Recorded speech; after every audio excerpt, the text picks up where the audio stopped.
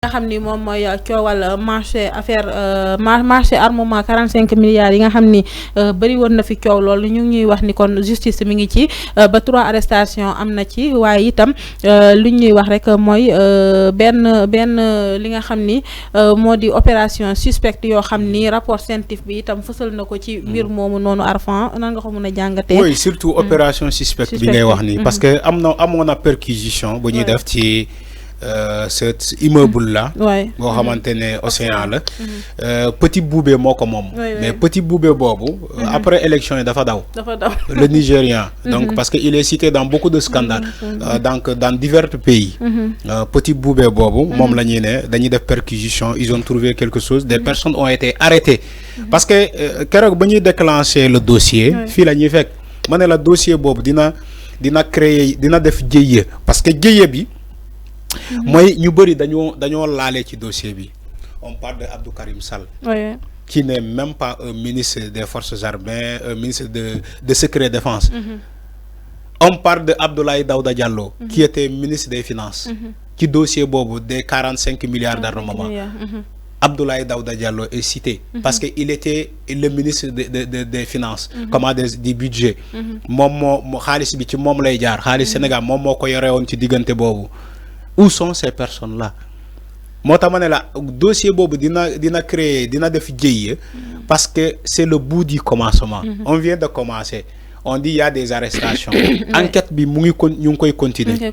Parce que il faut que ñu xam armes yoyu kan moko réceptionné. Armes yoyu fan la jaar. Ñan ñoo commandé won armes yoyu et la valeur estimée, est-ce que c'est réellement 45 milliards? Nañ waxante deug. Il y a tellement de surfacturation. Il y a tellement d'associations de malfaiteurs. On nous déclare 45 milliards. Et ce qui a été réceptionné, la valeur estimée ne fait même pas 45 milliards. Maintenant, où sont les autres milliards?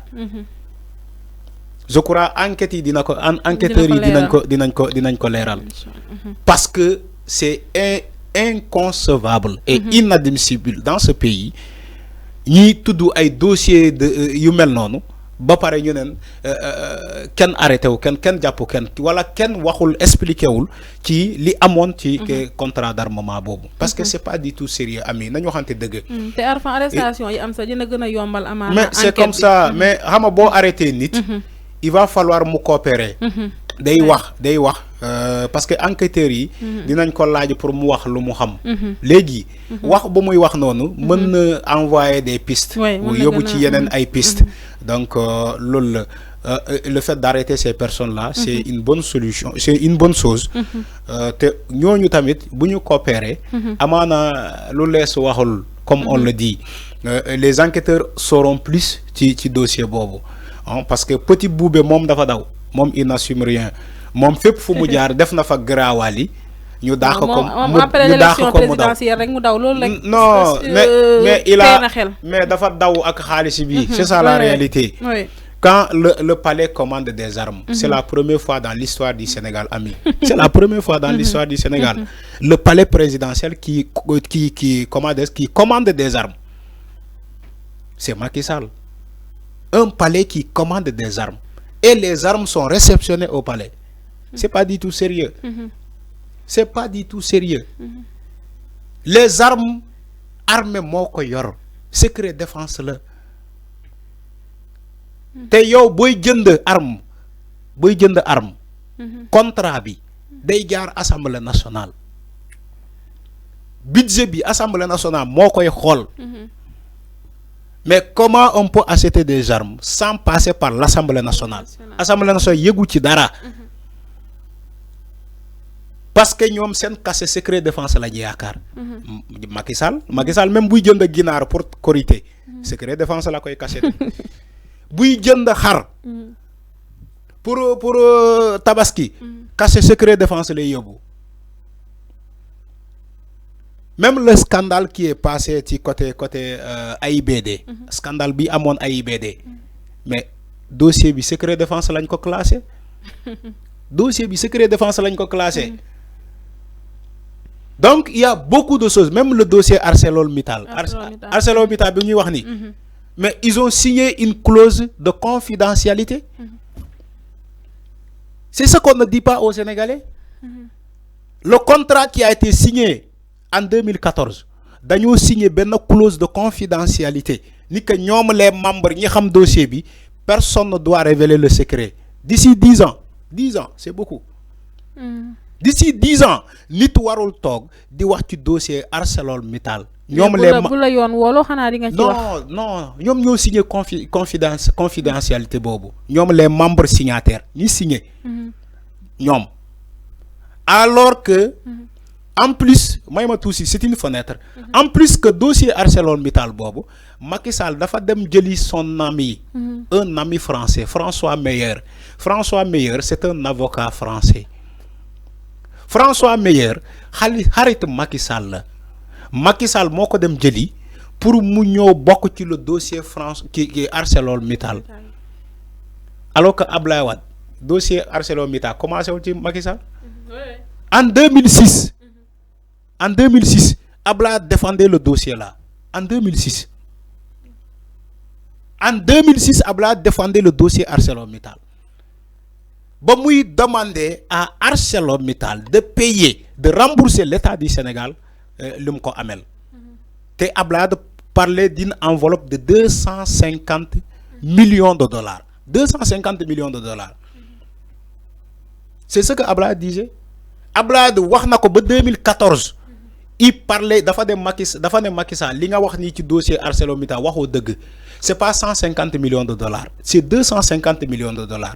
Mais bobu sénégalais yi bari dañoo japp mais sénégalais voilà sénégalais yi bari dañoo japp ni Abdoulaye Wade dafa meroon parce que dañ ko renverser ci pouvoir bi motax muy jema takal Macky Sall.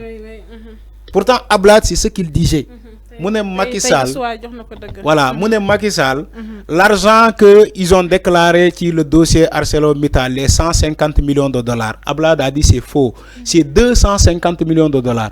Mais ils ont demandé, le régime de Macky Sall, ils ont dit que l'État du Sénégal a reçu 78 milliards de francs CFA. Parce que 78 milliards de francs CFA, c'est équivalent à 140 millions de dollars. Alors que nous avons départ 150 millions de dollars, ils ont déclaré 78 milliards de francs CFA. Voilà le dossier ArcelorMittal. Avec son état là, le dossier, ce n'est pas 150 millions de dollars, c'est 250 millions de dollars. Moi, je suis dossier parce que Ali Ngouille parce que mom dafa féké dafa féké témoin la dafa féké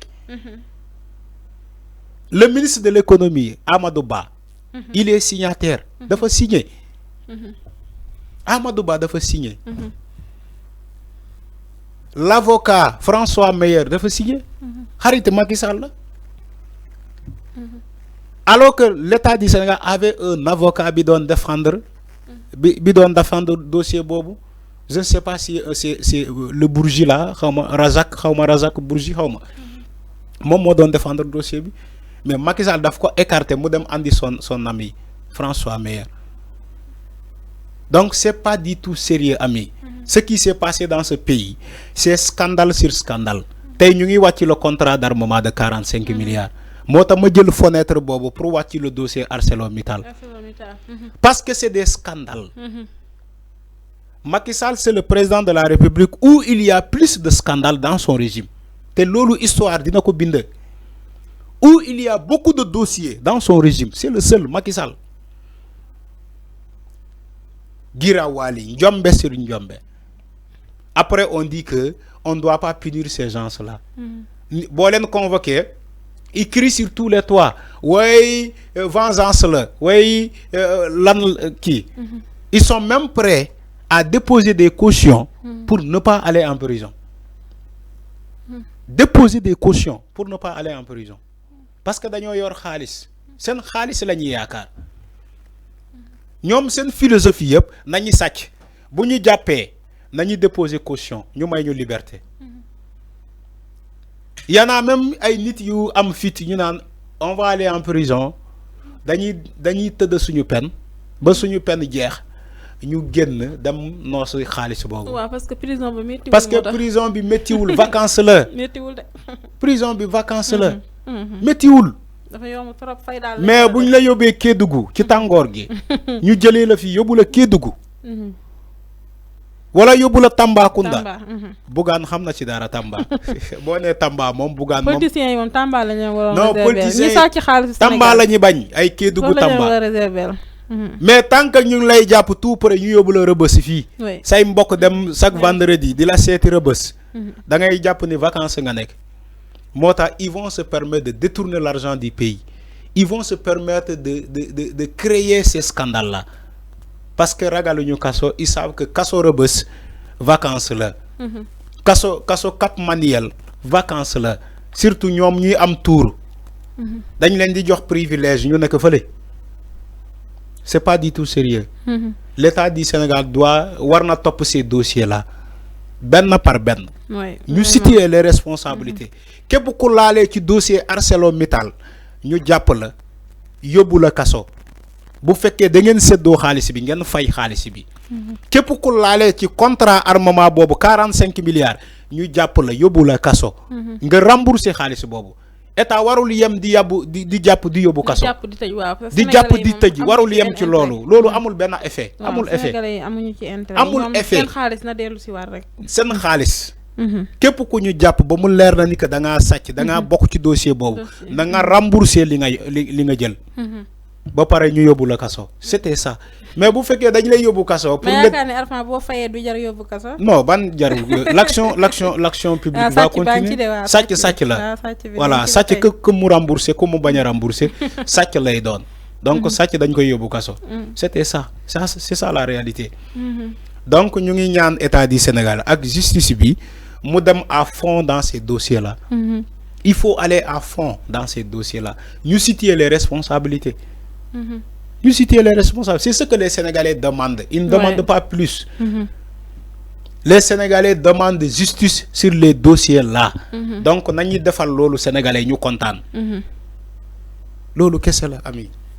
amna solo Arfan yaa ngi koy wax scandale yi nga xam ni bari na lool ci gouvernement bi ñu génn mu mel ni beneen scandale boo xam ni mën nañ koo tuddee scandale muy mbir boo xam ne tudd nañu ci Matar Ba nekkoon ministre des sports moom